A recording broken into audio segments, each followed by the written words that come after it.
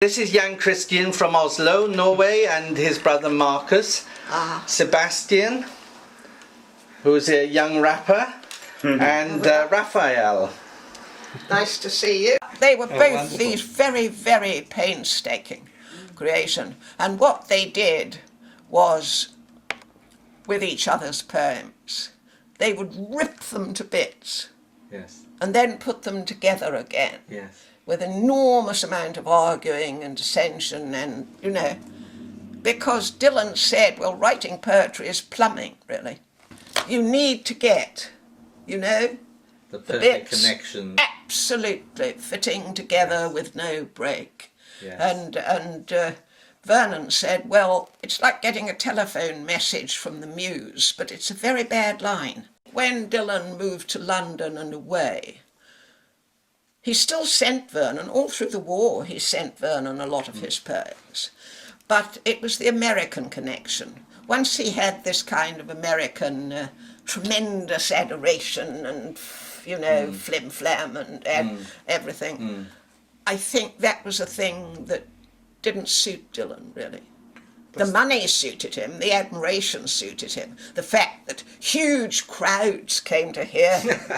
Reading, you know, I mean, what poet wouldn't like that? Yes, yes. Vernon found it in America, you know.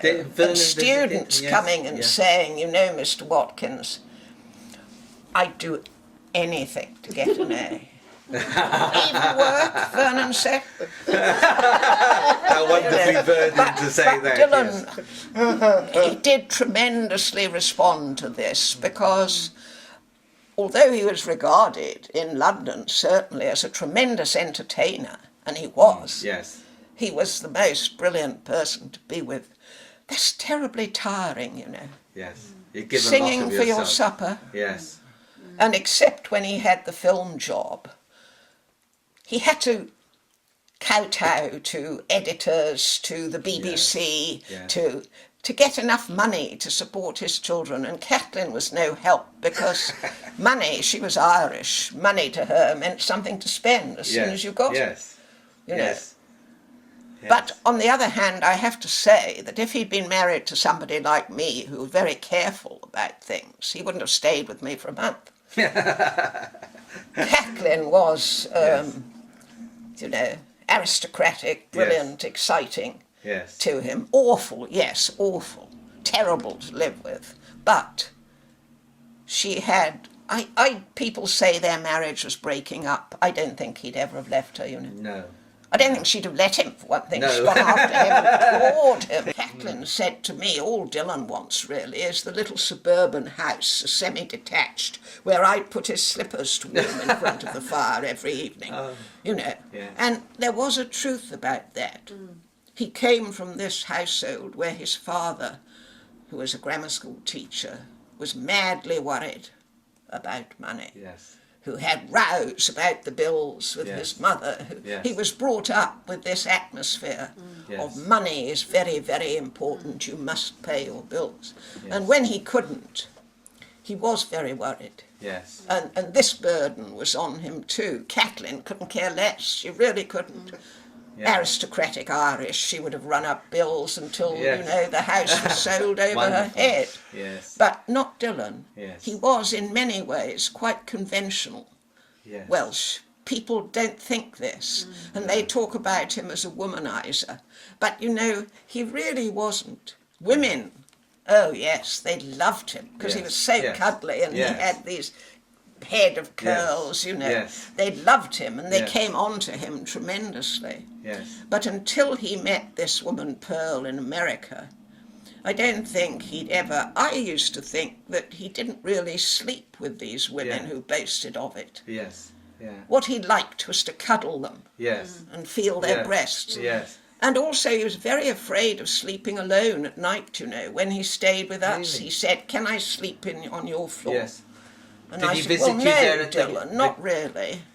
Well, will you leave your door open? And I'll leave my door open. Is that true? No, he really was frightened of sleeping alone.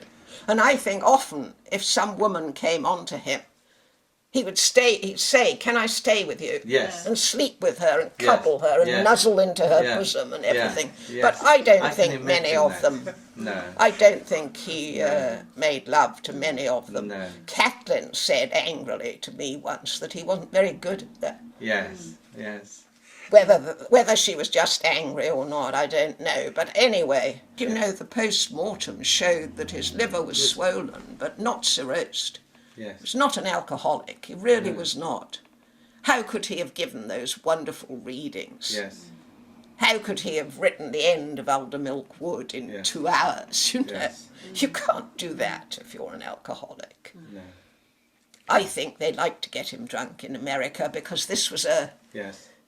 performance, you know. Yes. Look at this drunk staggering on and then suddenly coming up and making this wonderful delivery of poems. Yes. But I don't think Americans had ever heard poems read No. the way that Dylan read them. No. I don't think they had. I found in the latest biography of Dylan, Vernon saying this in the obituary. He said, "No one has ever worn more brilliantly the mask of anarchy to conceal the true face of tradition." That's right. That's right. That's it. Behind Dylan, you see, was the poet, the person who praised the beauty of creation, who praised even sorrow. Even I think he knew he was going to die. You know, if you read those last great poems, over Sir John's hill, the souls of the slain birds singing. I think he always knew that he wasn't going to be a long liver. Or at any rate, I think the muse knew. Do not go gentle into that good night. Old age should burn and rave at close of day. Rage, rage against the dying of the light. Wild men who caught and sang the sun in flight and learned too late they grieved it on its way. Do not go gentle into that good night. Grave men near death who see with blinding sight, blind eyes could blaze like meteors and be gay. Rage, rage against the dying of the light. And you, my father, there on the sad height, curse, bless me now with your fierce tears, I pray. Do not go gentle into that good night. Rage, rage against the dying of the light.